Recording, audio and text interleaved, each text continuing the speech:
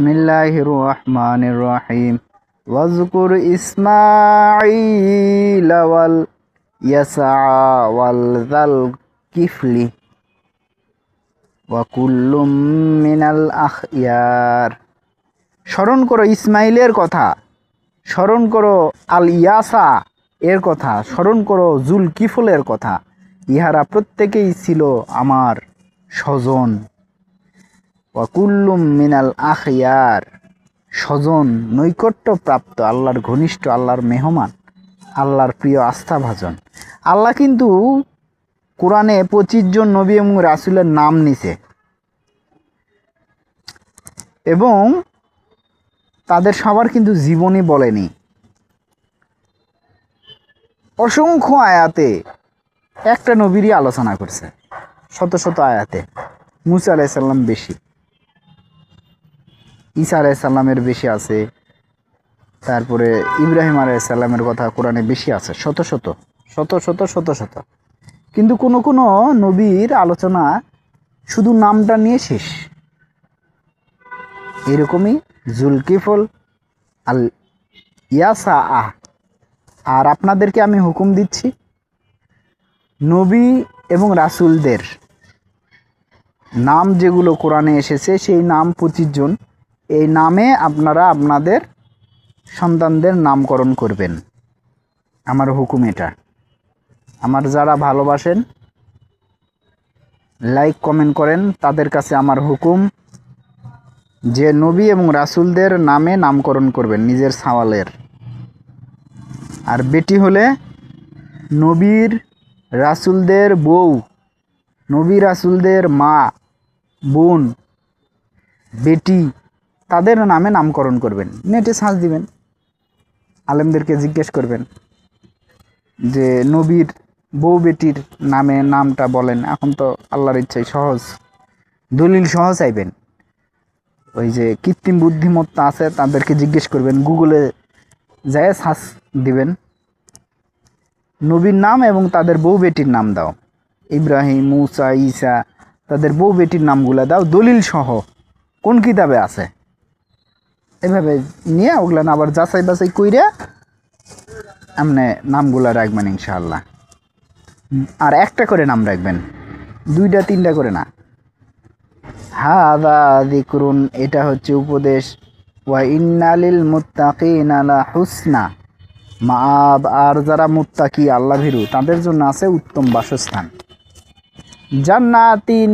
জান্নাতি আদনিম মুফাত্তাহাতা লাহুমুল আবওয়াব, চিরস্থায়ী জান্নাত যাহার দরজা তাদের জন্য উন্মুক্ত।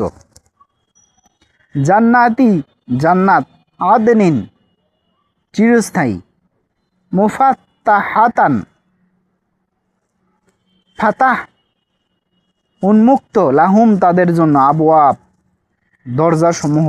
দরজা কিন্তু এটা না, আবওয়াব বলা হয়েছে, বাবুন বলা হয়নি। বাব মানে দরজা, আর আবওয়াব মেলাগুলা দরজা, বহু বচন।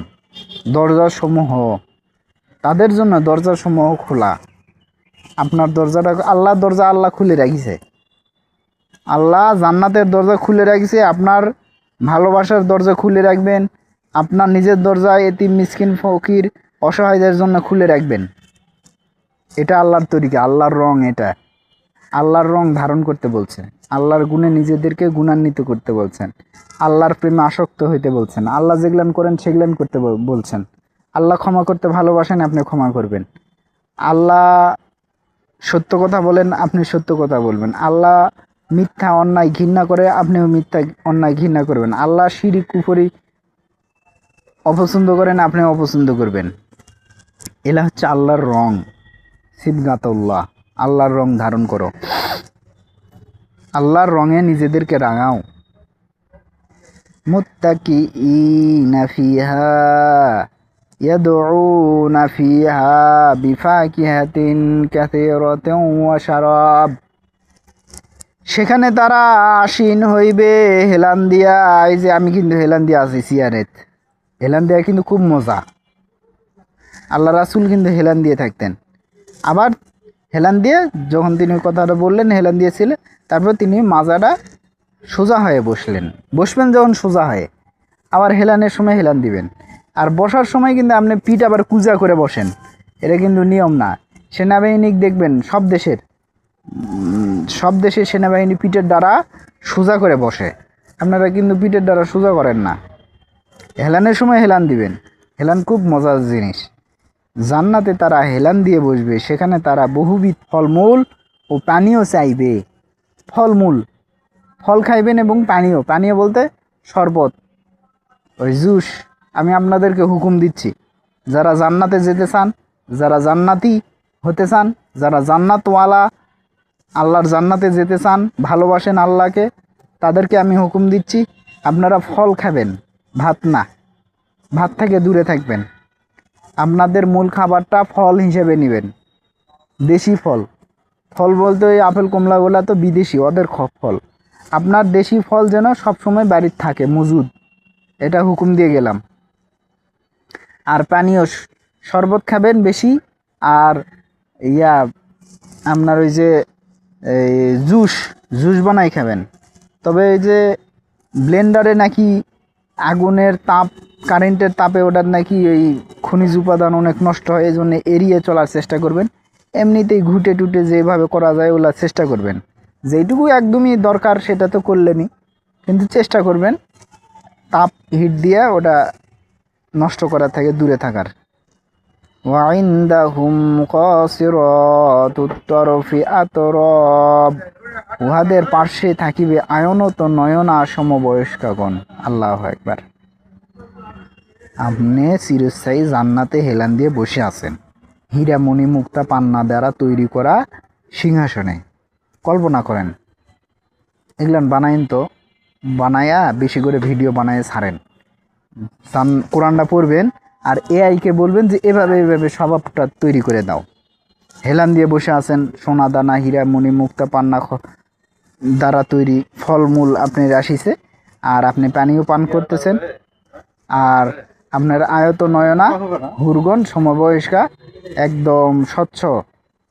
ওর হাড্ডি 70 পর্দা কাপড় পরলেও ওর মগজটা দেখা যাবে, হাড্ডির মধ্যে যে মগজ ওটাও দেখা যাবে। এরকম বানাইয়া আপনার ভিডিও করে ছাড়েন, মানুষের আকর্ষণ তৈরি করেন। আল্লাহ কোরআনে এগুলান বলিছে তো আকর্ষণের জন্যে, জান্নাতের দিকে অগ্রসর হও। আর জাহান্নামের ছবিগুলাও বানাবেন যখন যে কোরআনের আয়াত পড়বেন ধারাবাহিকভাবে।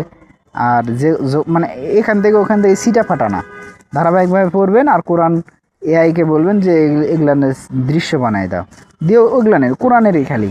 তারপরে কোরআন এরকম 2, 4, 5 বছর পরে যখন শেষ হয়ে যাবে, তারপরে হাদিস শুরু করবেন। এভাবে আপনারা কোরআন এবং হাদিসের বাস্তব রূপটা নিয়ে আসবেন ইনশাআল্লাহ। আল্লাহকে খুশি করার জন্য করবেন। এগুলান ভুল ত্রুটি যা হবে এগুলান আল্লাহ যেন ক্ষমা করে দেয়, এবং দোয়া পড়ে আল্লাহর শুকরিয়া পইরা এলা শুরু করবেন ইনশাআল্লাহ।